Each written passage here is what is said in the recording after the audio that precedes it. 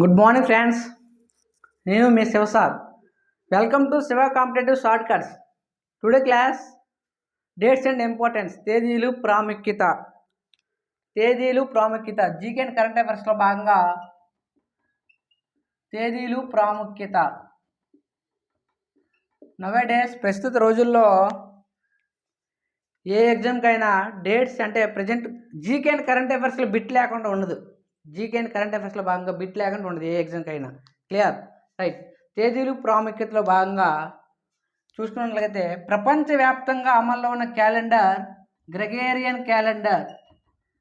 ప్రపంచవ్యాప్తంగా అమల్లో ఉన్న క్యాలెండర్ గ్రెగేరియన్ క్యాలెండర్ ఎప్పుడు గుర్తించడం జరిగిందంటే క్రీస్తు శకం 1582 సంవత్సరంలో గుర్తించడం జరిగింది. క్రీస్తు శకం 1582 సంవత్సరంలో గ్రెగేరియన్ క్యాలెండర్ని గుర్తించడం జరిగింది. రైట్. అయితే భారతదేశంలో ఏ సంవత్సరం ఆధారంగా చేసుకొని క్యాలెండర్ని రూపొందించడం జరిగిందంటే క్రీస్తు శకం 78 శక సంవత్సరం ఆధారంగా ఈ శక సంవత్సరం ఆధారంగా గుర్తించి భారతదేశం ఎప్పుడు ఆమోదించిందంటే 1957 మార్చి 22వ తేదీన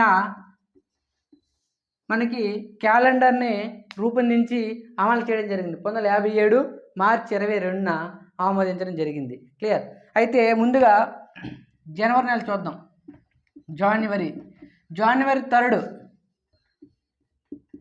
జాతీయ మహిళా ఉపాధ్యాయుల దినోత్సవం. జాతీయ మహిళా ఉపాధ్యాయుల దినోత్సవం. జాతీయ మహిళా ఉపాధ్యాయుల దినోత్సవం ఎప్పుడంటే జనవరి 3. దేనికోసం మనం నిర్వహించుకోవడం జరుగుతుందంటే భారతదేశంలో మొట్టమొదటి మహిళా ఉపాధ్యాయురాలు సావిత్రిబాయి పూలే. ఈమె జయంతి సందర్భంగా ఈమె మొట్టమొదటి మహిళా టీచర్ కాబట్టి జాతీయ మహిళా ఉపాధ్యాయుల దినోత్సవం నిర్వహించుకోవడం జరుగుతుంది. మొట్టమొదటి మహిళా ఉపాధ్యాయురాలు సావిత్రిబాయి పూలే. ఈమె జయంతి సందర్భంగా జాతీయ మహిళా దినోత్సవం నిర్వహించుకోవడం జరుగుతుంది. జాతీయ మహిళా ఉపాధ్యాయుల దినోత్సవం. నెక్స్ట్ అలాగే జనవరి 3 మరో ప్రత్యేకత ఉంది. అదే ప్రాథమిక విధుల దినోత్సవం. ఈ ప్రాథమిక విధుల దినోత్సవం ఎందుకు నిర్వహించుకోవడం జరుగుతుందంటే భారత రాజ్యాంగంలో ఎప్పుడు ఏర్పాటు చేయడం జరిగిందంటే ప్రాథమిక విధుల్ని 42వ రాజ్యాంగ సవరణ ద్వారా 1976లో భారత రాజ్యాంగంలో ఇవి పొందుపరచడం జరిగింది. 42వ రాజ్యాంగ సవరణ ద్వారా 1976లో ప్రాథమిక విధుల్ని పొందుపరచడం జరిగింది. ఎప్పటి నుంచి అమల్లోకి తీసుకొచ్చారంటే 1977 జనవరి 3న తీసుకురావడం జరిగింది అమల్లోకి. అందుకే ఈ జనవరి 3నే ప్రాథమిక విధుల దినోత్సవంగా నిర్వహించుకోవడం జరుగుతుంది. ప్రాథమిక విధుల్ని అందుకే ఎప్పుడు 1977 జనవరి 3వ తేదీన అమల్లోకి తీసుకురావడం జరిగింది కాబట్టి ప్రాథమిక విధుల దినోత్సవం జనవరి 3. క్లియర్? అయితే భారత రాజ్యాంగంలో 1976 42వ రాజ్యాంగ సవరణ ద్వారా ఏ కమిటీ సిఫార్సు మేరకు ప్రాథమిక విధులని మనం రాజ్యాంగంలో పొందుపరచడం జరిగిందంటే డాక్టర్ స్వర్ణ సింగ్ కమిటీ సిఫార్సు మేరకు ప్రాథమిక విధులని భారత రాజ్యాంగంలో పొందుపరచడం జరిగింది. రైట్. ఈ క్వశ్చన్ ఆన్సర్ చేయండి. ప్రాథమిక విధులు భారత రాజ్యాంగం అమల్లోకి వచ్చేటప్పుడు ఎన్ని ప్రాథమిక విధులు కలవు? భారత రాజ్యాంగం అమల్లోకి వచ్చేటప్పుడు ఎన్ని ప్రాథమిక విధులు కలవు? భారత రాజ్యాంగం ఎప్పుడు అమల్లోకి వచ్చింది? 1950 జనవరి 26న. క్లియర్? అమల్లోకి వచ్చింది. ఎప్పుడు ఆమోదించింది అంటే 1949 నవంబర్ 26. ఇది ఆమోదం, ఇది అమల్లోకి వచ్చేటప్పుడు ప్రాథమిక విధులు ఎన్ని కావాలి? నాకు కావాలి. నెక్స్ట్ ఈ బిట్ మనం గ్రూప్ 2కి అడగడం జరిగింది. భారత రాజ్యాంగం ఎప్పుడు ఆమోదించింది? 1949 నవంబర్ 26. నవంబర్ 26న ఆమోదించడం జరిగింది. ఇది ఒక బిట్ ఇవ్వడం జరిగింది. నెక్స్ట్ ఇది కూడా అడిగాడు. ప్రాథమిక విధులను భారత రాజ్యాంగంలో ఏ కమిటీ సిఫార్సు మేరకు రాజ్యాంగంలో పొందుపరచడం జరిగింది? డాక్టర్ స్వర్ణ సింగ్ కమిటీ సిఫార్సు మేరకు. ఇది కూడా గ్రూప్ 2కి ఇవ్వడం జరిగింది. క్లియర్? రైట్. ప్రాథమిక విధులను భారత రాజ్యాంగంలో పొందుపరిచినప్పుడు స్వరణ్ సింగ్ కమిటీ ఎన్ని విధులను చేర్చాలని చెప్పడం జరిగిందంటే 8 విధులు. ఎన్ని విధులు? 8 విధులు. డాక్టర్ స్వరణ్ సింగ్ కమిటీ ఎన్ని విధులను చేర్చాలని చెప్పిందంటే 8 విధులు. కానీ ఎన్ని చేర్చారు? 10 విధులను చేర్చడం జరిగింది. 10 విధుల్ని చేర్చడం జరిగింది. ఎప్పుడు? 42వ రాజ్యాంగ సవరణ ద్వారా 76లో. ఎప్పటి నుంచి అమల్లోకి వచ్చాయి? 77 జనవరి 3 నుంచి అమల్లోకి వచ్చాయి. ప్రస్తుతం భారత రాజ్యాంగంలో ప్రాథమిక విధులు ఎన్ని కలవు? 11. ప్రస్తుతం భారత రాజ్యాంగంలో ఎన్ని ప్రాథమిక విధులు కలవంటే 11. ఈ 11వ ప్రాథమిక విధిని ఎప్పుడు చేర్చారంటే 86వ రాజ్యాంగ సవరణ ద్వారా 2002లో చేర్చడం జరిగింది. 86వ రాజ్యాంగ సవరణ ద్వారా 2002లో 11వ ప్రాథమిక విధిని చేర్చడం జరిగింది. ఇది కూడా గ్రూప్ 2కి రీసెంట్గా జరిగిన ఎగ్జామ్లో 11వ ప్రాథమిక విధి ఏది ఎప్పుడు చేర్చారని అడిగాడు. ఎప్పుడు? 86వ రాజ్యాంగ సవరణ ద్వారా 2002లో చేర్చారు. 11వ ప్రాథమిక విధి ఏంటి? పూర్వ ప్రాథమిక విద్య 6 నుంచి 14 సంవత్సరాలకి ఉచిత ప్రాథమిక విద్య అందించాలని చెప్పడం జరిగింది. ఇందులో ప్రాథమిక విధుల్లో భాగంగా. క్లియర్? రైట్. మరొకసారి ప్రాథమిక విధులను భారత రాజ్యాంగంలో ఏ భాగంలో పొందుపరిచారు? 4A భాగంలో పొందుపరిచారు. ఏ ఆర్టికల్లో ఉన్నాయి? 51A ఆర్టికల్లో ఉన్నాయి.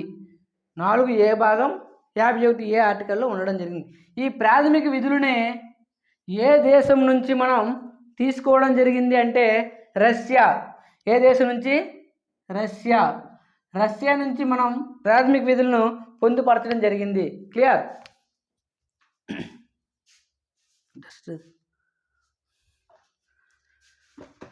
నెక్స్ట్ జనవరి 3 అయింది. జనవరి 4 ప్రత్యేకత ఏంటంటే ప్రపంచ బెయిలీ దినోత్సవం. ప్రపంచ బెయిలీ దినోత్సవం జనవరి 4. ప్రపంచ బెయిలీ దినోత్సవం లూయిస్ బెయిలీ జయంతి సందర్భంగా. ఈ లూయిస్ బెయిలీ జయంతి సందర్భంగా మనం జనవరి 4న ప్రపంచ బెయిలీ దినోత్సవం అనేది నిర్వహించుకోవడం జరుగుతుంది. క్లియర్? 9 ప్రవాస భారతీయ దివాస్. ప్రవాస భారతీయ దివాస్ జనవరి 9. ప్రవాస భారతీయ దివాస్ ఎందుకు మనం జరుపుకోవడం జరుగుతుందంటే 1915 జనవరి 9న మహాత్మా గాంధీ గారు సౌత్ ఆఫ్రికా నుంచి భారతదేశానికి రావడం జరిగింది. ఎప్పుడు? 1915 జనవరి 9న. దీన్ని పురస్కరించుకొనే 2003 సంవత్సరం నుంచి మనం ప్రవాస భారతీయ దివస్ అనేది నిర్వహించుకోవడం జరుగుతుంది. అప్పటి ప్రధానమంత్రి ఎవరంటే ఏబి వాజ్పేయి. అటల్ బిహారీ వాజ్పేయి గారు అప్పటి ప్రధానమంత్రిగా ఉన్నారు. అతను గుర్తించేసి ప్రతి సంవత్సరం జనవరి 9న ప్రవాస భారతీయ దివాస్ నిర్వహించాలని గుర్తించడం జరిగింది. 2003 సంవత్సరం నుంచి. ఎప్పుడు వెళ్ళారు అతను? 1915లో మన భారతదేశానికి వచ్చారు.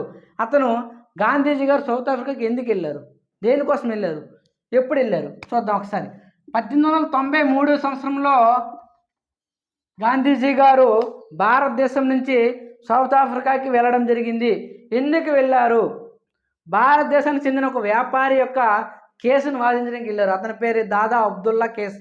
దాదా అబ్దుల్లా కేసును వాదించడానికి గాంధీజీ గారు భారతదేశం నుంచి సౌత్ ఆఫ్రికాకి వెళ్ళడం జరిగింది. ఈ 1893లోనే 4 సంఘటనలు జరిగాయి. మొదటగా గాంధీజీ గారు భారతదేశం నుంచి సౌత్ ఆఫ్రికాకి వెళ్ళారు. అలాగే ఈ అనిబిసెంట్ గారు ఐర్లాండ్ నుంచి భారతదేశానికి రావడం జరిగింది 1893లో. 1893లో అనిబిసెంట్ గారు ఐర్లాండ్ నుంచి భారతదేశానికి రావడం జరిగింది. ఈమె యొక్క ప్రత్యేకత ఏంటంటే ఐఎన్సీకి అధ్యక్షత వహించిన మొదటి మహిళ. 1917 సంవత్సరంలో. అలాగే ఈమె యొక్క పత్రికలు చూసినట్టే కామన్వెల్త్ న్యూ ఇండియా ఈ పత్రికలు కూడా ఈమె స్టార్ట్ చేయడం జరిగింది. క్లియర్? నెక్స్ట్ 1893లోనే స్వామి వివేకానంద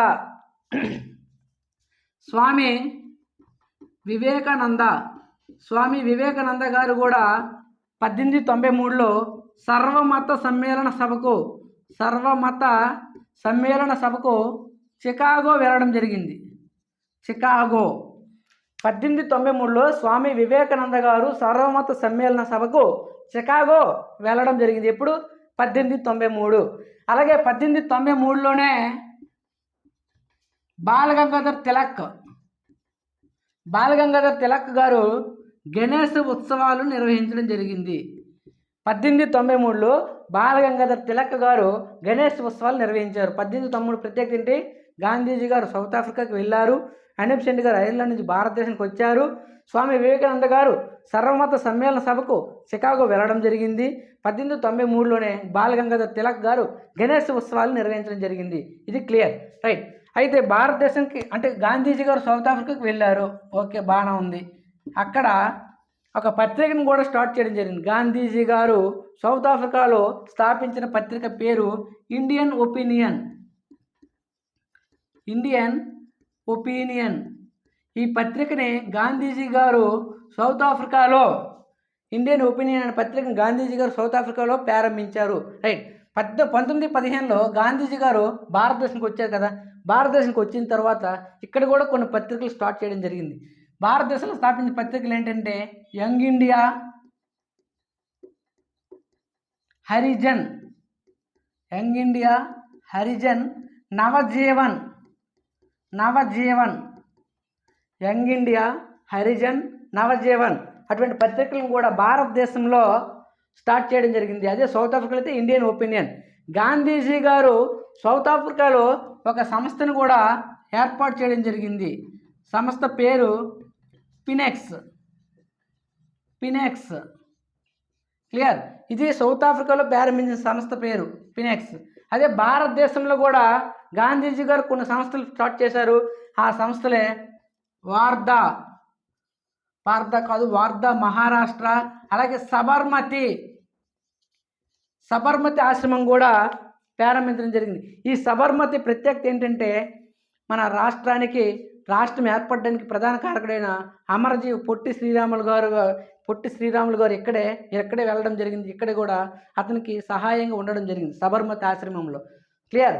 భారతదేశంలో గాంధీజీ గారు 2 సంస్థలు స్టార్ట్ చేశారు. ఏంటంటే వార్ధా ఒకటి, సబర్మతి ఒకటి. క్లియర్? నెక్స్ట్, గాంధీజీ గారు సౌత్ ఆఫ్రికాలో ఒక భవనంలో ఉంటారు కదా, ఎవరైనా ఉంటారు. ఆ భవనం పేరు ఏంటంటే గాంధీజీ గారు నివాసం ఉన్న భవనం పేరు సౌత్ ఆఫ్రికాలో టాల్స్టాయ్ భవనం. ఈ టాల్స్టాయ్ ఎవరండి? ఈ టాల్స్టాయ్ ఎవరంటే గాంధీజీ యొక్క ఆధ్యాత్మిక గురువు ఎవరండి? టాల్స్టాయ్. అందుకే ఇతని పేరు మీదుగానే టాల్స్టాయ్ భవనంని ఏర్పాటు చేయడం జరిగింది సౌత్ ఆఫ్రికాలో. క్లియర్? నెక్స్ట్, గాంధీజీ యొక్క ఆత్మకథ పేరు మీ అందరికి తెలిసిందే. గాంధీజీ ఆత్మకథ పేరేంటి?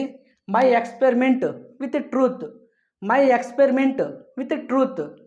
అలాగే మై ట్రూత్ అయితే ఎవరిది? ఎవరిదో కామెంట్ చేయండి. మై ట్రూత్ అనే ఆత్మకథ ఎవరిది? కామెంట్ చేయండి. క్లియర్? గాంధీజీది అయితే my experiment with truth. My truth ఎవరిదో కామెంట్ చేయండి. క్లియర్? నెక్స్ట్, అలాగే జనవరి 10 చూసుకున్నట్లయితే నవ్వుల దినోత్సవం, ప్రపంచ నవ్వుల దినోత్సవం, లాఫింగ్ డే. నవ్వు పుట్టించే వాయువు ఏదండి? Nitrous oxide, N2O. ప్రపంచ నవ్వుల దినోత్సవం ఎప్పుడు? ఇది జనవరి 10. క్లియర్? నెక్స్ట్, జనవరి 11 లాల్ బహదూర్ శాస్త్రి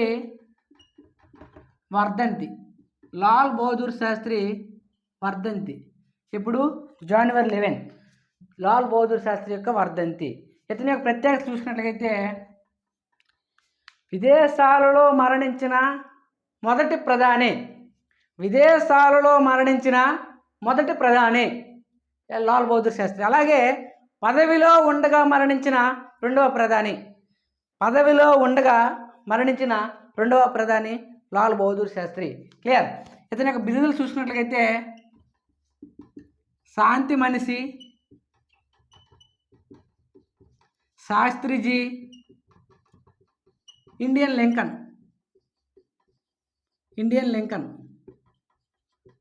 మరొకసారి లాల్ బహదూర్ శాస్త్రి యొక్క బిరుదులు చూసినట్లయితే శాంతి మనిషి, శాస్త్రిజీ, ఇండియన్ లింకన్.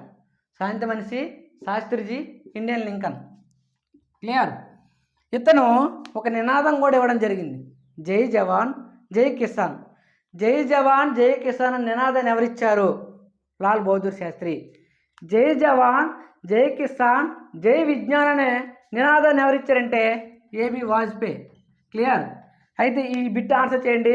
జై జవాన్ జై కిసాన్ జై విజ్ఞాన్ జై అనుసంధాన్ అనే బిరుదు ఎవరిచ్చారో, ఆ నినాదం ఎవరిచ్చారో కామెంట్ చేయండి. జై జవాన్ జై కిసాన్ జై విజ్ఞాన్ జై అనుసంధాన్ అనే నినాదాన్ని ఎవరిచ్చారో కామెంట్ చేయండి. క్లియర్. రైట్. లాల్ బహదూర్ శాస్త్రి గురించి చూసినట్లయితే మరణానంతరం భారతరత్న పొందిన మొదటి వ్యక్తి. మరణానంతరం భారతరత్న పొందిన మొదటి వ్యక్తి లాల్ బహదూర్ శాస్త్రి. మరణానంతరం భారతరత్న పొందారు.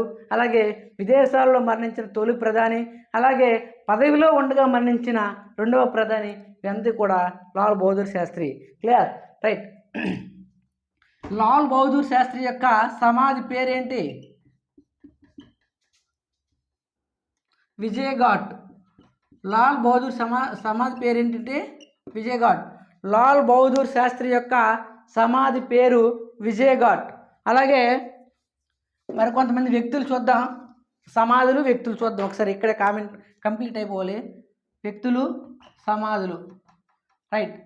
ముందుగా మనందరికీ ఇష్టమైన వ్యక్తి మన జాతిపిత గాంధీజీ గారి నుంచి స్టార్ట్ చేద్దాం. గాంధీజీ యొక్క సమాధి పేరు, అతను రాజులా బతికాడు కాబట్టి రాజ్ఘాట్. గాంధీజీ యొక్క సమాధి పేరు రాజ్ఘాట్. అలాగే నెక్స్ట్ మన భారతదేశానికి మొదటి ప్రధానమంత్రిగా పనిచేసిన వ్యక్తి ఎవరంటే జవహర్లాల్ నెహ్రూ. ఇతని యొక్క సమాధి పేరు శాంతివనం. శాంతివనం. చూడండి, పీస్ మ్యాన్ ఆఫ్ ఇండియా అంటే లాల్ బహదూర్ శాస్త్రికి ఇవ్వాలి. ఇది కూడా శాంతివనం. శాంతివనం అంటే సమాధి పేరు ఎవరిదంటే జవహర్లాల్ నెహ్రూ. చూసుకోవాలి మనం. నెక్స్ట్ భారతదేశానికి ఐరన్ లేడీ. అలాగే ఆమె యొక్క శక్తివంతమైన పరిపాలన అందించడం జరిగింది. ఆమె ఎవరో కాదు, ఆమె ఇందిరాగాంధీ గారు. ఇందిరాగాంధీ యొక్క సమాధి పేరు శక్తి స్థల్. ఎందుకంటే శక్తివంతమైన పరిపాలన ఇవ్వడం జరిగింది కాబట్టి శక్తి స్థల్. ఇందిరాగాంధీ యొక్క సమాధి పేరు శక్తి స్థల్.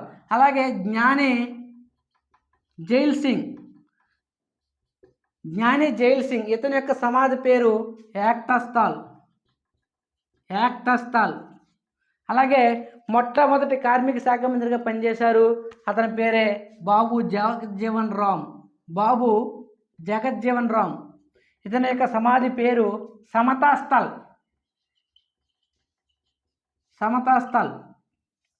అలాగే నెక్స్ట్ మనకి ఐటీని పరిచయం చేసిన వ్యక్తి, ఇన్ఫర్మేషన్ టెక్నాలజీని పరిచయం చేసిన వ్యక్తి ప్రధానమంత్రి ఎవరంటే రాజీవ్ గాంధీ వీరభూమిలో మరణించారు కాబట్టి అతని సమాధి పేరు వీరభూమి. ఇతను ఎలక్షన్ క్యాంపెయిన్కి వెళ్ళినప్పుడు 1991లో పెరంబదూర్లో ఎల్టీటీ తీవ్రవాదులు ఇతన్ని బాంబు పెట్టి పేల్చేయడం జరుగుతుంది. వీరభూమి. రాజీవ్ గాంధీ యొక్క సమాధి పేరు వీరభూమి. అలాగే బిఆర్ అంబేద్కర్ యొక్క సమాధి పేరు చైత్రభూమి. బిఆర్ అంబేద్కర్ యొక్క సమాధి పేరు చైత్రభూమి. అలాగే నెక్స్ట్ పివి నరసింహారావు. మన తెలుగు వ్యక్తి మొట్టమొదటిసారిగా ప్రధానమంత్రి అయిన వ్యక్తి ఎవరంటే పివి నరసింహారావు. ఇతని యొక్క ఎక్కువ జ్ఞానం ఉంది. ఇతనికి అన్ని భాషల్లో మాట్లాడగలరు. బహుభాషా కోవిద్ అంటారు. అందుకే ఇతని యొక్క సమాధి పేరు చూద్దాం ఒకసారి. Next Shankar Dayal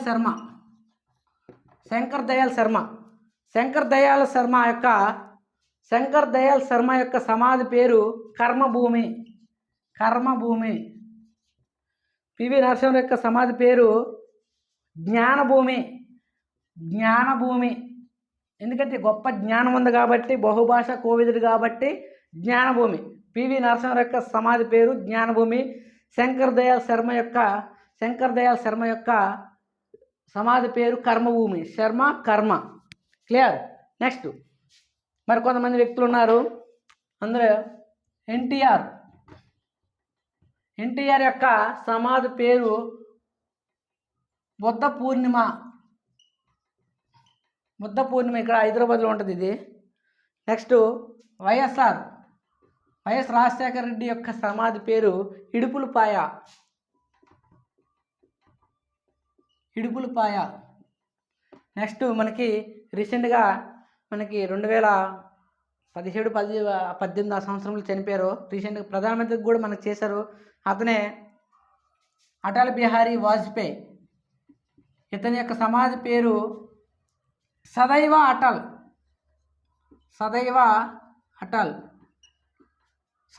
Atal.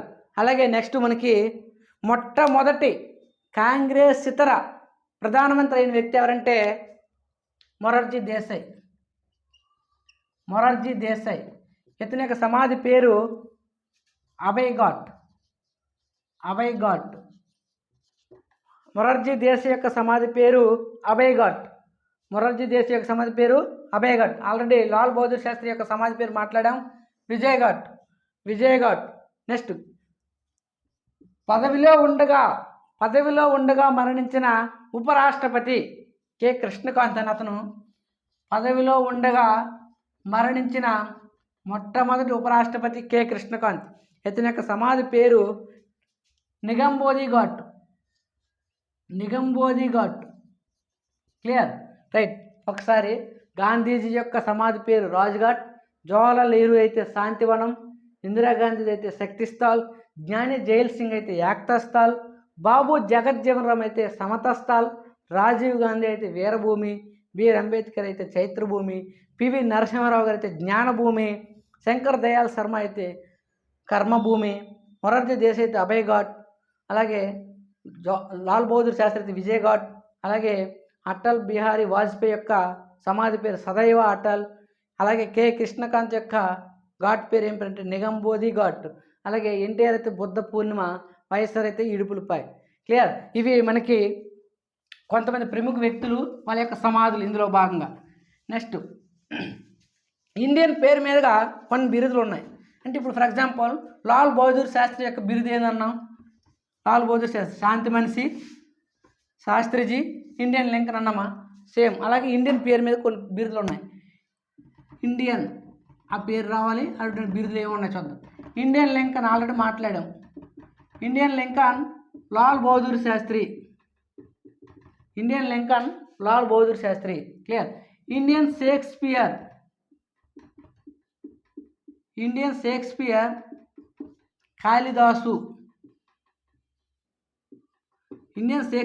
Kalidasa. Indian Newton అంటే మొట్టమొదటిసారిగా మనకి గ్రావిటీని ఇతను పరిచయం చేశారు. కానీ అతనికంటే ముందుకంటే మన భారతదేశంలో గొప్ప సైంటిస్ట్ అనే వ్యక్తి ఉన్నాడు. అతని పేరు ఇండియన్ న్యూటన్ అని చెప్తారు. బ్రహ్మగుప్తుడు ఇతన్ని మొట్టమొదటిసారిగా, అంటే న్యూటన్తో పోలుస్తారు ఇతన్ని. బ్రహ్మగుప్తుడు శాస్త్రీయంగా వివరించలేదు ఇతను, అంతే తేడా. Indian Newton. Next Indian Luther King. Swami Dayananda Saraswati.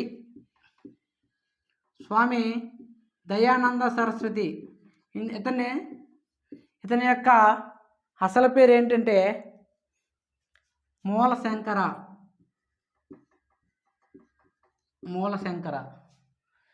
స్వామి దయానంద అసలు పేరు Moolshankar. Clear. Next Indian Luther King అయింది. Next Indian Napoleon సముద్రగుప్తుడు.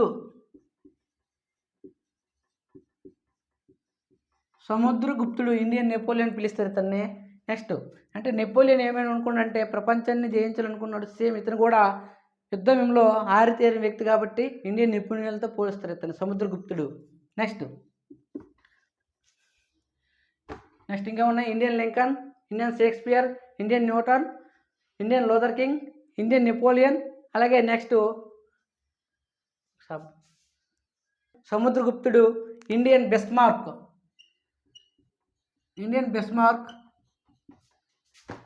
Sardar Vallabhbhai Patel. Next Indian Hercules. Indian Hercules Kodi Rammurthy. Next Indian మాకియవెల్లి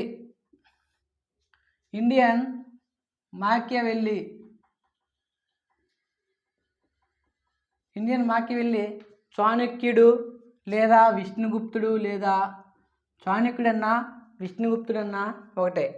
Indian మాకియవెల్లి చాణక్యుడు లేదా విష్ణుగుప్తుడు. కౌటిల్యుడు కూడాను, ఇంకో పేరు కూడా కౌటిల్యుడు.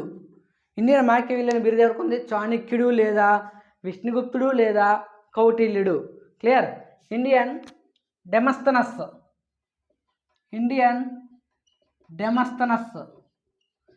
ఇది ఎవరికి బిరుదు అంటే సురేంద్రనాథ్ బెనర్జీ.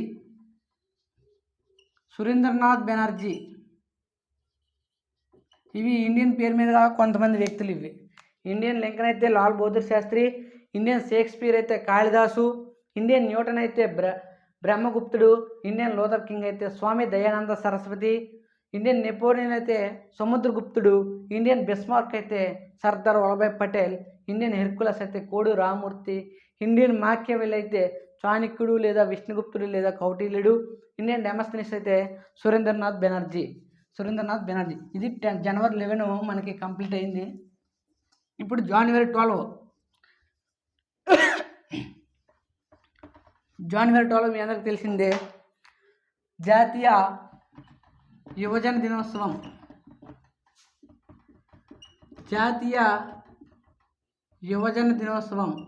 ఈ జాతీయ యువజన దినోత్సవం ఎందుకు జరుపుకోవడం జరుగుతుందంటే సర్వమత సమ్మేళన సభకు 1893లో చికాగో వెళ్ళడం జరిగింది. ఎవరా వెళ్ళిన వ్యక్తి అంటే స్వామి వివేకానంద. ఇతని యొక్క జయంతిని పురస్కరించుకొని జాతీయ యువజన దినోత్సవం అనేది నిర్వహించడం జరుగుతుంది. ఎప్పటి నుంచి నిర్ణయించడం జరుగుతుందంటే 1984లో గుర్తించారు. 1985 నుంచి మనం స్వామి వివేకానంద జయంతి సందర్భంగా జాతీయ యువజన దినోత్సవం అనేది నిర్వహించడం జరుగుతుంది 1985 నుంచి. క్లియర్. అయితే స్వామి వివేకానంద అసలు పేరు నరేంద్రనాథ్ దత్తా.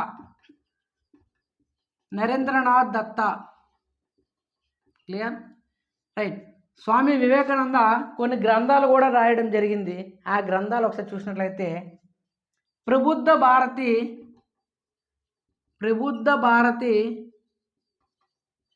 ఈ ప్రబుద్ధ భారతి అనేది ఆంగ్లంలో రాయడం జరిగింది. ఉద్బోధన ఇది బెంగాలీ భాషలో రాయడం జరిగింది. ఉద్బోధన అనేది బెంగాలీ భాషలో రాయడం జరిగింది. జాతీయ యువజన దినోత్సవం వివేకానంద జయంతి సందర్భంగా 1984లో గుర్తించి 85 నుంచి నిర్వహించడం జరుగుతుంది. వివేకానంద అసలు పేరు నరేంద్రనాథ్ దత్తా. ఇతని యొక్క రచనలు చూసినట్లయితే ప్రబుద్ధ భారతి ఆంగ్లంలో, ఉద్బోధన అనేది బెంగాలీ భాషలో రాయడం జరిగింది. క్లియర్. నెక్స్ట్ జనవరి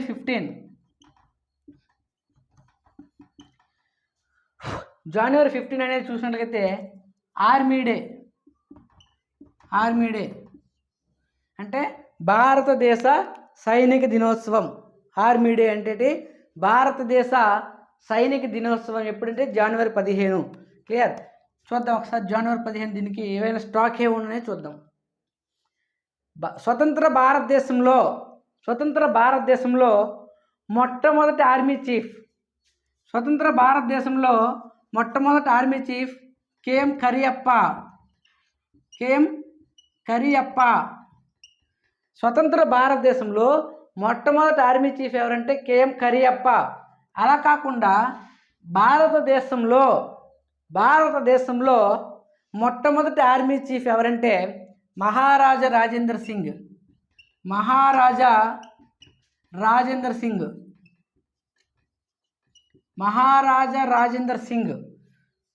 ప్రస్తుతం ఆర్మీ చీఫ్ 2025 ఫిబ్రవరి నాటికి 2025 ప్రస్తుతం ఆర్మీ చీఫ్ ఎవరంటే ఉపేంద్ర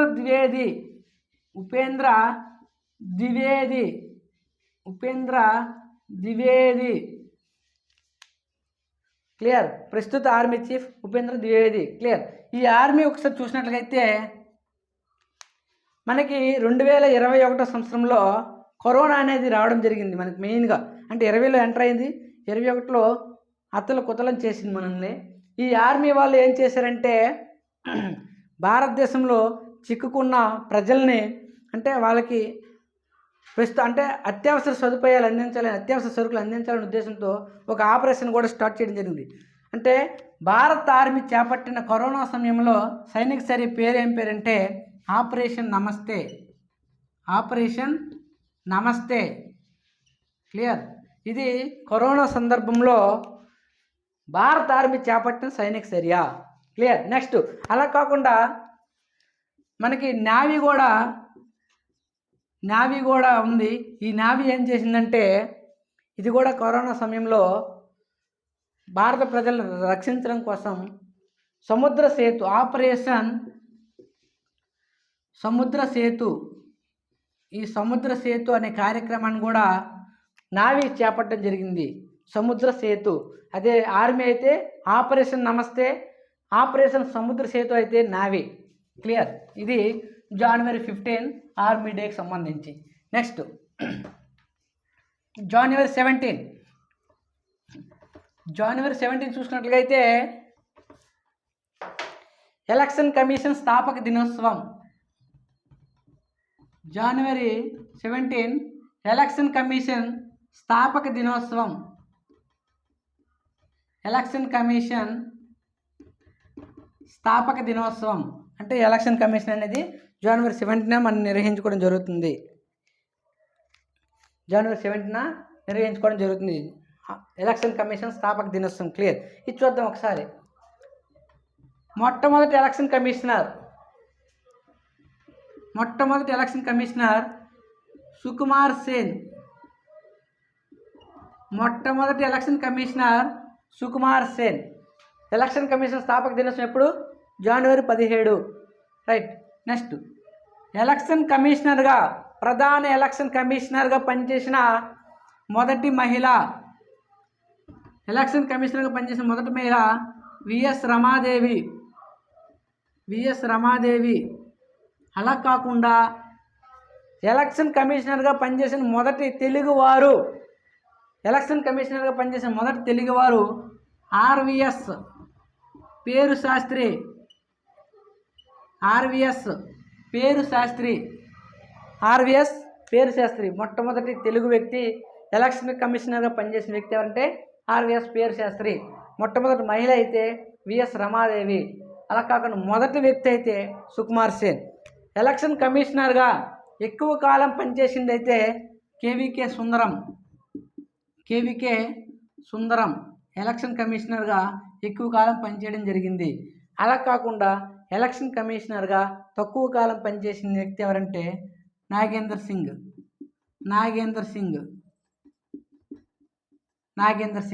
ఎక్కువ కాలం అయితే కేవీకే సుందరం, తక్కువ కాలం అయితే నాగేందర్ సింగ్.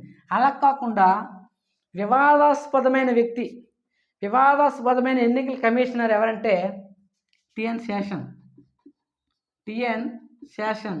ఇతన్ని వివాదాస్పదమైన ఎన్నికల కమిషనర్గా చెప్పడం జరుగుతుంది. ఎందుకంటే ఎవరి మాట వినేవారు కాదు. ఇతను ఏం చెప్తే అదే ఎలక్షన్ కమిషన్. ఎందుకంటే ఎలక్షన్ కమిషన్ అనేది స్వయం ప్రతిపత్తి బాడీ కాబట్టి అది అలా నడుచుకోవాలి. కానీ కొంతమంది వ్యక్తులు రాజకీయ నాయకులకి అండదండ్రులకు కొమ్ము కాయడం వల్ల ఎలక్షన్ కమిషన్ అనేది కొంచెం రాజకీయాలకు అనుకూలంగా మారిపోతుంది. క్లియర్. రైట్. ఈ టిఎన్ శాసనకి ప్రత్యేకత ఏంటంటే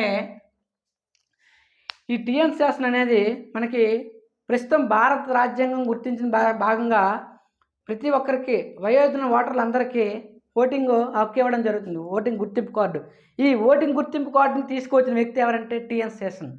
ఓటర్ గుర్తింపు కార్డును ప్రవేశపెట్టిన ఎన్నికల కమిషనర్ ఎవరంటే టిఎన్ శేషన్. ప్రస్తుత ఎలక్షన్ కమిషనర్ ఎవరంటే Gyanesh Kumar. 26th election commissioner Gyanesh Kumar. 26th election commissioner Gyanesh Kumar ప్రస్తుతం ఇతను ఉండడం జరిగింది. క్లియర్. Next right. అసలు ఎలక్షన్ కమిషన్ అనేది 1950లో ఏర్పడడం జరిగింది. క్లియర్. 1950లో ఏర్పడడం జరిగింది. ఇది 1950 నుంచి 1989 వరకు ఏకసభ్య కమిటీగా ఉండడం జరిగింది. ఓన్లీ ఒకే ఒక మెంబర్ ఉండేవాడు, అతనే ప్రధాన ఎన్నికల కమిషనర్గా ఉండేవాడు. క్లియర్? అలా కాకుండా నెక్స్ట్ 1989-90 కాలంలో త్రిసభ్య అవ్వడం జరిగింది. అంటే 1+2, ఒక ప్రధాన కమిషనర్, 2 కమిషనర్లు ఉండడం జరిగింది 89-90 వరకు. నెక్స్ట్ ఏం చేశారు, మళ్ళీ మార్పారు. మళ్ళీ మార్చి 1990 నుంచి 91 వరకు 93 వరకు ఏకసభ్య, 90 నుంచి 93 వరకు మళ్ళీ ఏకసభ్యగా మార్చడం జరిగింది. అలా కాకుండా ఏం చేశారంటే 1993 నుంచి ప్రస్తుతం త్రిసభ్య కమిటీగా ఉంది. కేంద్ర ఎన్నికల సంఘం ప్రస్తుతం ఏ విధంగా ఉందంటే త్రిసభ్య కమిటీగా ఉంది. త్రిసభ్య కమిటీ, అందులో 1+2 ఆల్రెడీ ప్రధాన కమిషనర్ ఎవరు చెప్పాం, జ్ఞానేష్ కుమార్. ఇతను 1+2 2 వ్యక్తులు ఉన్నారు. ఆ 2 వ్యక్తుల పేర్లే సుఖబీర్ సింగ్ సంధు, సుఖబీర్ సింగ్ సంధు, అలాగే నెక్స్ట్ పివేస్, ఇతను 2వ వ్యక్తి ఉండడం జరిగింది. సుఖబీర్ సింగ్ సంధు, సుఖబీర్ సింగ్ సంధు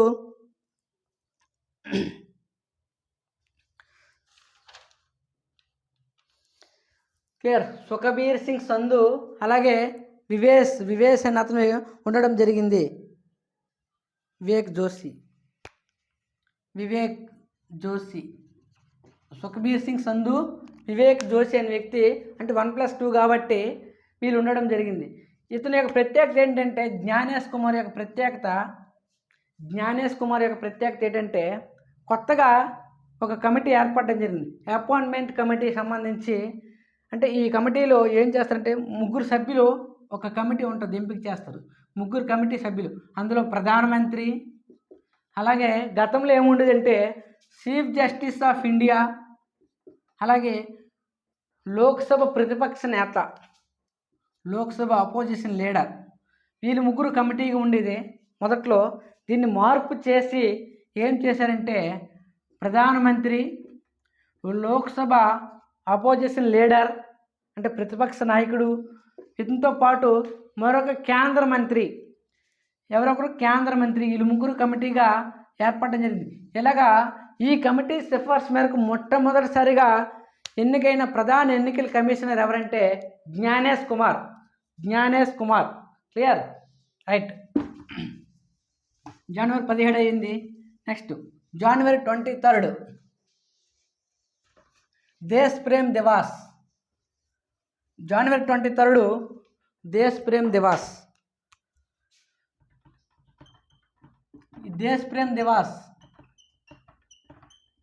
ఈ దేశ్ ప్రేమ్ దివాస్ చూసినట్లయితే సుభాష్ చంద్రబోస్ జయంతి సందర్భంగా దీన్ని ఏర్పాటు చేయడం జరిగింది.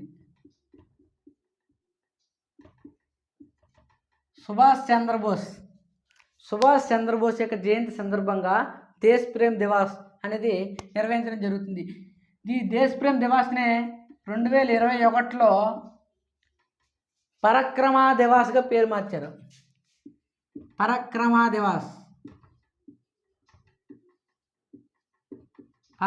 దివాస్ అంటే దేశ్ ప్రేమ్ దివాస్ అన్న పరక్రమ దివాస్ అన్న ఒకటే. ఎవరి జయంతి సందర్భంగా? సుభాష్ చంద్రబోస్ జయంతి సందర్భంగా. క్లియర్? ఈ సుభాష్ చంద్రబోస్ చూసినట్లయితే సుభాష్ చంద్రబోస్ యొక్క బిరుదు నేతాజీ. ఈ నేతాజీ అనే బిరుదును సుభాష్ చంద్రబోస్కి ఎవరు ఇచ్చారంటే గాంధీజీ ఇచ్చారు.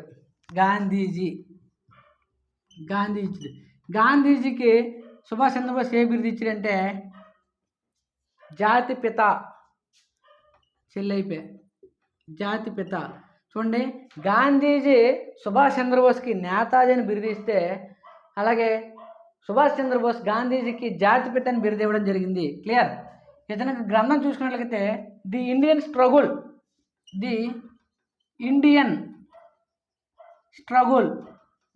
స్ట్రగుల్ అనే గ్రంథాన్ని సుభాష్ చంద్రబోస్ రచించడం జరిగింది. The Indian struggle. Clear? Next ఇతని యొక్క జయంతిని పురస్కరించుకునే జాతీయ విపత్తు నిర్వహణ సంస్థలో భాగంగా జాతీయ విపత్తు నిర్వహణ సంస్థ ఉంది కదా, దీంట్లో అత్యున్నత అవార్డు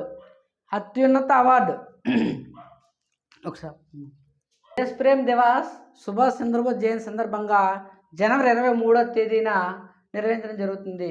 అయితే దీన్ని 2021లో పరక్రమ దివాస్గా పేరు మార్చడం జరిగింది. పరక్రమ దివాస్గా. ఇతని బిరుదు నేతాజీ. క్లియర్. ఇతని జయంతి పురస్కరించుకొని జాతీయ విపత్తు నిర్వహణ సంస్థ ఏం చేసిందంటే, జాతీయ విపత్తు నిర్వహణ సంస్థలో అత్యున్నత పురస్కారమైన సుభాష్ చంద్రబోస్ ఆపద ప్రబంధన పురస్కారం, సుభాష్ చంద్రబోస్ ఆపద ప్రబంధన పురస్కారం 2025కు గాను ఎవరికి రావడం జరిగిందంటే ఇన్కోస్, ఇన్కోస్ అనే సంస్థకి రావడం జరిగింది. ఆపద ప్రబంధన పురస్కారం చూసినట్లు నగదు బహుమతి ఎలా ఉంటుందంటే, వ్యక్తులకైతే 5 లక్షలు, సంస్థలకైతే 51 లక్ష నగదు బహుమతి. వ్యక్తులకైతే 5 లక్షలు, సంస్థకైతే 51 లక్ష. ఇన్కోస్ అంటే Indian national centre for ocean information service. Indian national centre for ocean information service. ఈ సంస్థ ఎక్కడుందంటే హైదరాబాద్లో ఉండడం జరిగింది. క్లియర్. నెక్స్ట్ దేశ్ ప్రేమ్ దివాస్. అలాగే సుభాష్ చంద్రబోస్ యొక్క బిరుదు ఏం చెప్పాం, నేతాజీ. ఇతను నినాదాలు ఇవ్వడం జరిగింది. ఇతను నినాదం ఏంటంటే చలో ఢిల్లీ.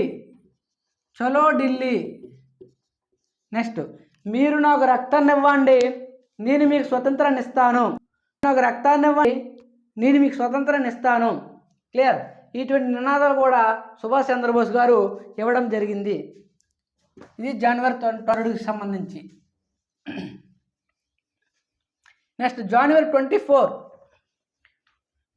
జాతీయ బాలికల దినోత్సవం. జాతీయ బాలికలు దినోత్సవం జనవరి 24. క్లియర్. జాతీయ బాలికల దినోత్సవం జనవరి 24. నెక్స్ట్ జనవరి 25 జాతీయ పర్యాటక దినోత్సవం. జాతీయ పర్యాటక దినోత్సవం. అలాగే జనవరి 25 మరొక ప్రత్యేకత ఏంటి జాతీయ పర్యాటక దినోత్సవం. దాంతోపాటు జాతీయ వాటర్ల దినోత్సవం. ఈ జాతీయ వాటర్ల దినోత్సవం చూసుకున్నట్లయితే 1950 జనవరి 25న ఎలక్షన్ కమిషన్ అనేది ఏర్పడింది. ఈ జనవరి 25 ప్రత్యేకతను తీసుకొని వాటర్ల దినోత్సవాన్ని నిర్వహించడం జరుగుతుంది. జాతీయ వాటర్ల దినోత్సవం. క్లియర్. భారతదేశంలో మొట్టమొదటి వాటర్ శ్యామ్ శరణ్ నేగి. భారతదేశంలో మొట్టమొదటి వాటర్ ఇతను. హిమాచల్ ప్రదేశ్కి చెందిన వ్యక్తి శ్యామ్ శరణ్ నేగి. మొట్టమొదటి voter Shyam Saran Negi, Himachal Pradesh. Clear. Next భారతదేశంలో ఓటింగ్ యొక్క వయస్సును 21 సంవత్సరం ఉండేది, దాన్ని 18 సంవత్సరాలకు తగ్గించడం జరిగింది. ఈ 18 సంవత్సరాలకి ఏ రాజ్యాంగ సవరణ ద్వారా తగ్గించారంటే 61వ రాజ్యాంగ సవరణ ద్వారా. ఎప్పుడు తగ్గించారంటే 1989. ఈ బిట్ అడగడం జరిగింది మన గ్రూప్ 2లో కూడా. మన గ్రూప్ 2లో ఓటింగ్ యొక్క వయస్సుని ఏ రాజ్యాంగ సవరణ ద్వారా తగ్గించారు అంటే 61వ రాజ్యాంగ సవరణ ద్వారా తగ్గించారు. ఈ బిట్ అడగడం జరిగింది. క్లియర్. రైట్. నెక్స్ట్ ఓటింగ్ గుర్తింపు కార్డును ఉపయోగించి. ఎందుకంటే ఓటింగ్ గుర్తింపు కార్డు ఎవరు ప్రవేశపెట్టారని చెప్పాం మనం, టిఎన్ శాసన్ ప్రవేశపెట్టారు. ఆ ఓటింగ్ గుర్తింపు కార్డును ఉపయోగించి రాష్ట్రం మొత్తం ఒకేసారి, అంటే రాష్ట్రం మొత్తం ఓటు వేసిన మొదటి రాష్ట్రం ఓటింగ్ గుర్తింపు కార్డును ఉపయోగించి మొదటి రాష్ట్రం ఏదంటే హర్యానా. ఈ రాష్ట్రం అనేది ఓటింగ్ గుర్తింపు కార్డును ఉపయోగించేసి మొట్టమొదటిసారిగా ఓటు వేయడం జరిగింది. ఏ రాష్ట్రం అంటే హర్యానా. క్లియర్. అలాగే నెక్స్ట్ ఎలక్షన్ కమిషన్ అనేది ఆల్రెడీ మనం చెప్పాం. ఎలక్షన్ కమిషన్ ప్రస్తుత ఎలక్షన్ కమిషన్ 26వ వ్యక్తి ఎవరంటే జ్ఞానేష్ కుమార్ అని చెప్పడం జరిగింది. అదే రాష్ట్ర ఎలక్షన్ కమిషనర్ ఎవరంటే నీలం సాహ్ని. క్లియర్. రాష్ట్ర ఎలక్షన్ కమిషనర్కి కేంద్ర ఎలక్షన్ కమిషన్కి తేడా ఏంటంటే ఇది కేంద్రం, ఇది రాష్ట్రం. ఈ రాష్ట్ర ఎలక్షన్ కమిషనర్ అయితే ఓన్లీ స్థానిక సంస్థల యొక్క ఎన్నికలు నిర్వహించడం జరుగుతుంది. అంటే జడ్పీటీసీ, ఎంపీటీసీ, సర్పంచ్ ఈ ఎలక్షన్స్ నిర్వహించేది రాష్ట్ర ఎలక్షన్ కమిషన్. ఈ రాష్ట్ర ఎలక్షన్ కమిషన్ గురించి తెలియజేసే ఆర్టికల్ ఏదంటే 243K. అదే కేంద్ర ఎలక్షన్ కమిషన్ ఉంది కదా, కేంద్ర ఎలక్షన్ కమిషన్ అనుకోండి, కేంద్ర ఎలక్షన్ కమిషన్ అయితే 324 నుంచి 329 ఆర్టికల్ మధ్యన పొందుపరచడం జరిగింది. 324 నుంచి 329 వరకు. ఈ కేంద్ర ఎలక్షన్ కమిషన్ ఏ ఎలక్షన్ నిర్వహిస్తుందంటే రాష్ట్రపతి ఎలక్షను, ఉపరాష్ట్రపతి ఎలక్షను, దీంతోపాటు లోక్సభ ఎంపీలు అంటారు. లోక్సభ సభ్యుల్ని ఎంపీలు అంటారు, రాజ్యసభ సభ్యులను కూడా ఎంపీలు అంటారు. Lok Sabha MP election, Rajya Sabha MP election, రాష్ట్రాలకు చెందిన శాసనసభలు ఉంటాయి, శాసనసభ సభ్యులను ఎమ్మెల్యేలు అంటారు. ఈ ఎమ్మెల్యేల యొక్క ఎలక్షన్ కూడా కేంద్ర ఎలక్షన్ కమిషన్ నిర్వహించడం జరుగుతుంది. దాంతోపాటు కొన్ని రాష్ట్రాల్లో మాత్రమే శాసన పరిషత్ అంటే విధాన మండలి అంటారు, విధాన మండలి ఎమ్మెల్సీలు వీటి యొక్క ఎలక్షన్ కూడా కేంద్ర ఎన్నికల సంఘమే నిర్వహించడం జరుగుతుంది. ఎమ్మెల్సీలు ఎన్ని రాష్ట్రాల్లో ఉండడం జరిగింది? ఎమ్మెల్సీలు ఎన్ని రాష్ట్రాలు ఉన్నాయంటే ప్రజెంట్ 6 రాష్ట్రాలు ఉన్నాయి. 6 రాష్ట్రాలు ఏంటి కోడ్ అంటే జంబుకాటి. ఇందులో గతంలో జమ్మూ కాశ్మీర్ ఉండేది, ఇప్పుడు లేదు, అది తీసేయాలి. జంబుకాటి. మొత్తం ఎన్ని రాష్ట్రాలు? 6 రాష్ట్రాలు రావాలి. ఉత్తరప్రదేశ్, మహారాష్ట్ర, బీహార్, ఆంధ్రప్రదేశ్, కర్ణాటక, తెలంగాణ. ఈ 6 రాష్ట్రాల్లో ప్రస్తుతం శాసన మండలి అంటే విధాన పరిషత్ అంటే ఎమ్మెల్సీలు ఉండడం జరిగింది. ఈ అన్నిటికీ కూడా కేంద్ర ఎన్నికల సంఘం అనేది ఎలక్షన్ అనేది నిర్వహించడం జరుగుతుంది. రాష్ట్ర ఎలక్షన్ కమిషను ఏ యొక్క ఎన్నికలు నిర్వహిస్తుందంటే జడ్పీటీసీ, ఎంపీటీసీ, స్థానిక సంస్థలు. మొన్న ఇక్కడ బిట్ అడగడం జరిగింది. గ్రూప్ 2లో ఫిబ్రవరి 23 జరిగిన ఎగ్జామ్లో ఇక్కడ బిట్ ఏంటి అడిగాడంటే ఈ క్రింది వాణిలో రాష్ట్ర ఎలక్షన్ కమిషన్ ఏ ఎన్నికలు నిర్వహిస్తుంది? ఆప్షన్స్ ఏంటి ఇచ్చాడంటే స్థానిక సంస్థలు, లోక్సభ, అలాగే శాసనసభ ఎలక్షన్లు, అలాగే రాష్ట్రపతి ఎలక్షన్లు అని ఇచ్చాడు. ఆన్సర్ ఏంటి? స్థానిక సంస్థలు. రాష్ట్ర ఎలక్షన్ కమిషన్ నిర్వహించే ఎలక్షన్ ఏంటంటే స్థానిక సంస్థలు. ఈ బిట్టు గ్రూప్ 2లోకి ఇవ్వడం జరిగింది మొన్న. క్లియర్? రైట్. నెక్స్ట్ జనవరి 25 అయింది. నెక్స్ట్ 26 జనవరి 26 గణతంత్ర దినోత్సవం. ఆల్రెడీ మనకి జనవరి 9 చెప్పేటప్పుడు దాని గురించి ఇంట్రడక్షన్ చిన్నది ఇవ్వడం జరిగింది. క్లియర్? జనవరి 26 గణతంత్ర దినోత్సవం. జనవరి 26 గణతంత్ర దినోత్సవం. క్లియర్? ఈ గణతంత్ర దినోత్సవం ఎందుకు నిర్వహించుకోవడం జరుగుతుందంటే మనకి పూర్ణ స్వరాజ్ తీర్మానం అనేది 1929లో నిర్వహించడం జరిగింది. ఫస్ట్ పూర్ణ స్వరాజ్ తీర్మానం. దీన్ని ఆధారంగా చేసుకొని 1930 జనవరి 26న మనం జెండా వందనం స్వీకరించడం జరిగింది మొదటిసారి 1930 జనవరి 26. దీని ఆధారంగా జనవరి 26ని మనం ఏం చేస్తామంటే గణతంత్ర దినోత్సవాన్ని నిర్వహించుకోవడం జరుగుతుంది. క్లియర్? అయితే మనం రాజ్యాంగం ఎప్పుడు ఆమోదించాము అంటే ఇది ఆల్రెడీ చెప్పాం 1949 నవంబర్ 26. 1949 నవంబర్ 26. ఈ నవంబర్ 26ను ఆమోదించాం కాబట్టి అంటే ఇక్కడ ఆల్రెడీ మనం ఎప్పుడు నిర్వహించాం? జనవరి 26 నిర్వహించాం కాబట్టి తర్వాత రోజు అంటే 1950 జనవరి 26న గణతంత్ర దినోత్సవాన్ని మనం నిర్వహించుకోవడం జరుగుతుంది. క్లియర్? మొట్టమొదటి గణతంత్ర దినోత్సవం యొక్క అంటే ఇప్పుడు కూడా నిర్వహించేటప్పుడు స్పెషల్ గెస్ట్ని తీసుకురావడం జరుగుతుంది. ముఖ్య అతిథులు అంటారు, ముఖ్య అతిథులు. క్లియర్? 1950 జనవరి 26న మొట్టమొదటి గణతంత్ర దినోత్సవం నిర్వహించేటప్పుడు మొట్టమొదటి విదేశ పర్యాటకులు ఎవరు వచ్చారంటే ఇండోనేషియా అధ్యక్షుడైన సుకర్ణ రావడం జరిగింది. ఇండోనేషియా అధ్యక్షుడు సుకర్ణ. ఇండోనేషియా అధ్యక్షుడు సుకర్ణ రావడం జరిగింది. రీసెంట్గా 2025 జనవరి 26న గణతంత్ర దినోత్సవాలు నిర్వహించాము. ఇప్పుడు కూడా ఇండోనేషియా అధ్యక్షుడు ప్రభోవ్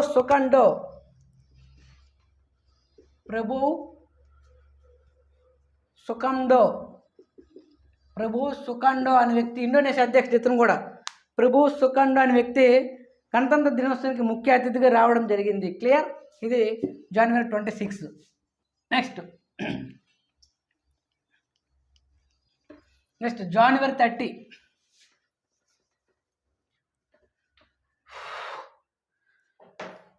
జనవరి 30 చూసుకున్నట్లయితే ప్రపంచ కుష్టు వ్యాధి నిర్మూలన దినోత్సవం. ప్రపంచ కుష్టు వ్యాధి నిర్మూలన దినోత్సవం. నెక్స్ట్ అమరవీరుల సంస్కరణ దినోత్సవం. అమరవీరుల సంస్కరణ దినోత్సవం. అలాగే గాంధీ వర్ధంతి.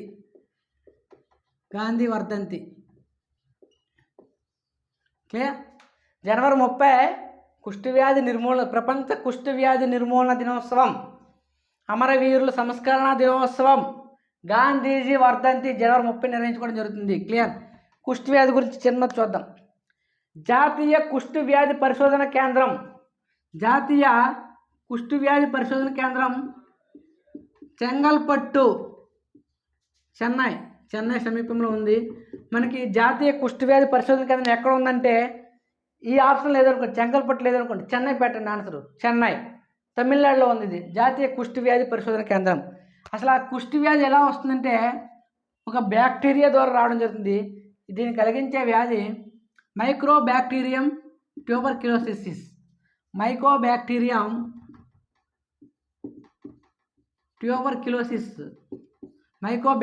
ట్యూబర్క్యులోసిస్ అనే బ్యాక్టీరియా ద్వారా ఇది రావడం జరుగుతుంది, కుష్టి వ్యాధి. క్లియర్? నెక్స్ట్ అమరవీరుల సంస్కరణ దినోత్సవం తెలుసు మనకి. నెక్స్ట్ గాంధీజీ వర్ధంతి. ఈ గాంధీజీ వర్ధంతి 1948 జనవరి 30వ తేదీన గాంధీజీ గారు మరణించడం జరిగింది. ఇతన్ని కాల్చి చంపిన వ్యక్తి ఎవరంటే నాథురామ్ గాడ్సే. మీ అందరికీ తెలిసిందే నాథురామ్ గాడ్సే. ఈ నాథురామ్ గాడ్సే అనే అతను గాంధీజీని కాల్చి చంపడం జరిగింది. క్లియర్? అయితే ఇతని యొక్క ప్రత్యేకత ఏంటంటే, నాథురామ్ గాడ్సే యొక్క ప్రత్యేకత స్వతంత్రం అనంతరం మొట్టమొదటిసారిగా మరణశిక్షను విధించిన వ్యక్తి. అంటే మరణశిక్ష ఇతనికి విధించడం జరిగింది. స్వతంత్ర అనంతరం మరణశిక్ష అమలు చేశారు ఇతని మీద మొట్టమొదటి వ్యక్తి Nathuram Godse. Clear? Right. Gandhiji already మనం చూసాం. గాంధీజీ యొక్క బిరుదులు చూస్తే జాతిపిత, మహాత్మా, కైజరియే హిందూ, అలాగే హిందూ దేశ సింహం.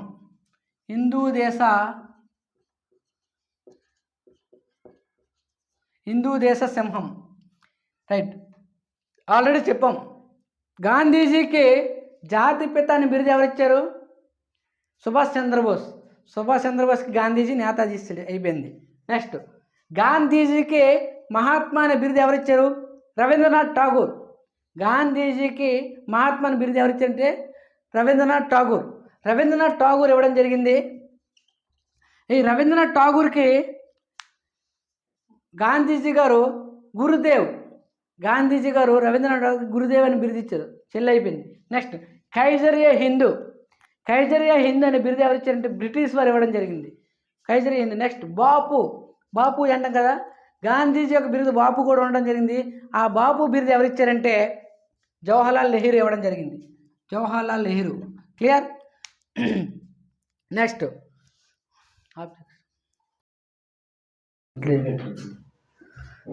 ఓకేనా? జాతిపిత అనే బిరుదు గాంధీజీకి ఎవరు ఇవ్వడం జరిగిందంటే సుభాష్ చంద్రబోస్ గారు ఇవ్వడం జరిగింది. మహాత్మా బిరుదు ఎవరు ఇవ్వడం జరిగిందంటే రవీంద్రనాథ్ ఠాగూర్ ఇవ్వడం జరిగింది. బాపు అనే బిరుదు ఎవరు ఇవ్వడం జరిగిందంటే జవహర్లాల్ నెహ్రూ గారు ఇవ్వడం జరిగింది.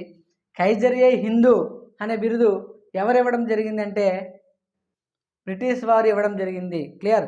రైట్. గాంధీజీ యొక్క రాజకీయ గురువు గోపాలకృష్ణ గోఖలే. గోపాలకృష్ణ గోఖలే గాంధీజీ యొక్క రాజకీయ గురువు. ఇందాకలా చెప్పాం మనం, గాంధీజీ యొక్క ఆధ్యాత్మిక గురువు, గాంధీజీ యొక్క ఆధ్యాత్మిక గురువు ఎవరని చెప్పామంటే Leo Tolstoy. Leo Tolstoy. Next Gandhiji యొక్క అంతరాత్మ రక్షకుడు, అంతరాత్మ రక్షకుడు శ్రీ రాజగోపాలాచారి. శ్రీ రాజగోపాలాచారి అంతరాత్మ రక్షకుడు. నెక్స్ట్ గాంధీజీని అర్ధనగ్న ఫకీరుని విమర్శించిన వ్యక్తి విన్స్టన్ చర్చిల్. గాంధీజీని అర్ధనగ్న ఫకీరుని విమర్శించిన వ్యక్తి ఎవరంటే విన్స్టన్ చర్చిల్. అలా కాకుండా గాంధీజీని తన రాజకీయ గురువుగా చెప్పుకున్న వ్యక్తి, గాంధీజీని తన రాజకీయ గురువుగా చెప్పుకున్న వ్యక్తి Martin Luther king. Martin Luther king. Martin Luther king. Clear? Right. మరొకసారి గాంధీజీ యొక్క రాజకీయ గురువు గోపాలకృష్ణ గోఖలే, గాంధీజీ యొక్క ఆధ్యాత్మిక గురువు లియో టాల్స్టాయ్, గాంధీజీ యొక్క అంతరాత్మ రక్షకుడు శ్రీ రాజగోపాలాచారి, గాంధీజీని తన రాజకీయ గురువుగా చెప్పుకున్న వ్యక్తి Martin Luther king. Clear? Next Gandhiji already చెప్పాం గాంధీజీ సంబంధించి. ఇప్పుడు అంటే గాంధీ పేరు మీదుగా ఏ ఏ బిరుదులు ఉన్నాయో చూద్దాం. అంటే ఆంధ్రా గాంధీ, అలా అంటే గాంధీ పేరు మీదుగా ఏ ఏ పేర్లు ఉన్నాయో చూద్దాం. ఆంధ్రా గాంధీ, వావిలాల గోపాలకృష్ణయ్య, వావిలాల గోపాలకృష్ణయ్యని ఆంధ్రా గాంధీ అంటారు. తెలంగాణ గాంధీ, తెలంగాణ సరిహద్దు గాంధీ అంటారు. తెలంగాణ సరిహద్దు గాంధీ. సర్దార్ జమలాపురం కేశవరావు, సర్దార్ జమలాపురం కేశవరావు, సర్దార్ జమలాపురం కేశవరావును తెలంగాణ గాంధీ అని పిలుస్తారు. Telangana Gandhi. Next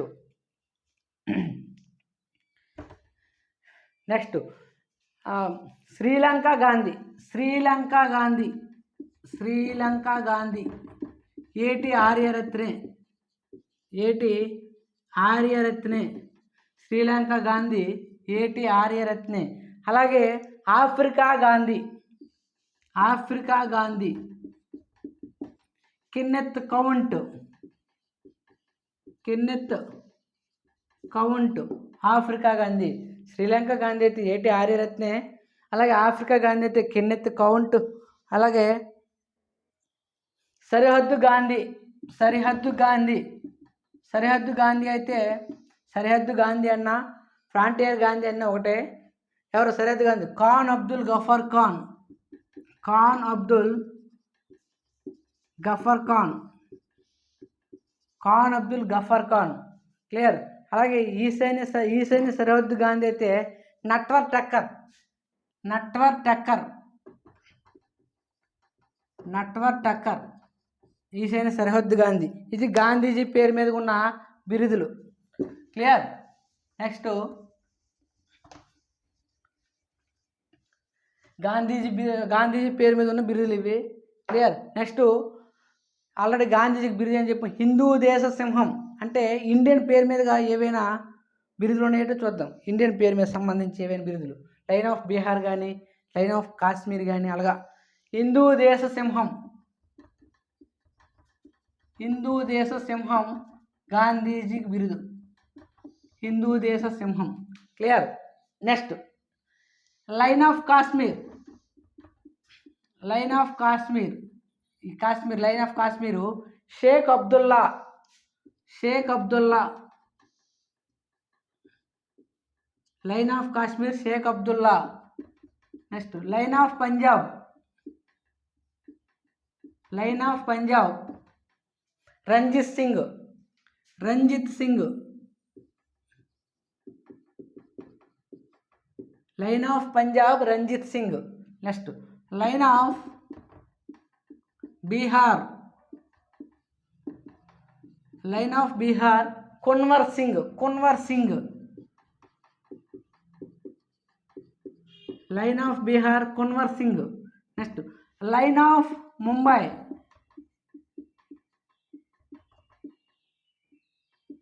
lion of Mumbai Firoz Shah Mehta, Firoz Shah Mehta.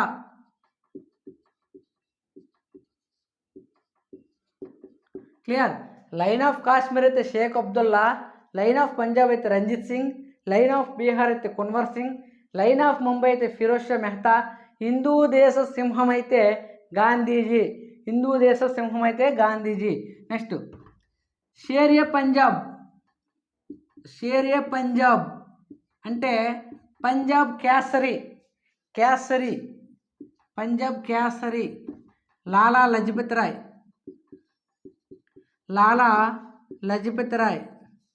Next Andhra kesari, Andhra kesari Tanguturi Prakasam Pantulu, Tanguturi Prakasam Pantulu. ఇక్కడ చూడండి, పంజాబ్ కేసరి వేరు, పంజాబ్ సింహం వేరు. క్లియర్. లైన్ ఆఫ్ పంజాబ్ అయితే రంజిత్ సింగ్, షేర్-ఏ పంజాబ్ అయితే లాలా లజపత్ రాయ్. ఆంధ్ర కేసరి టంగుటూరి ప్రకాశం పంతులు. నెక్స్ట్ ముంబై కేసరి అంటే షేర్-ఏ ముంబై, ముంబై కేసరి బాల్ గంగాధర్ తిలక్, ముంబై కేసరి అయితే బాల్ గంగాధర్ తిలక్. నెక్స్ట్ అస్సాం కేసరి, అస్సాం కేసరి అయితే అంబికా రాయ్ చౌదరి, అంబికా రాయ్ చౌదరి, అంబికా రాయ్ చౌదరి. క్లియర్. ఇవి మనకి జనవరి నెల ఉన్న తేదీలు, ప్రాముఖ్యత, దాని యొక్క కరెంటు, దాని యొక్క స్టాకు. క్లియర్. అంటే మనకి జీకే అండ్ కరెంట్ అఫైర్స్లో భాగంగా చాలా ఇంపార్టెంట్ టాపిక్ ఇవి. ఇందులో నుంచి మ్యాక్సిమం బిట్ రావచ్చు. క్లియర్. రైట్. ఇటువంటి మరిన్ని వీడియోస్ కావాలంటే మా ఛానల్ని లైక్ చేయండి, సబ్స్క్రైబ్ చేయండి, కామెంట్ చేయండి. నచ్చినట్లయితే మిగతా వాళ్ళకి కూడా చెప్పండి. క్లియర్. Thank you.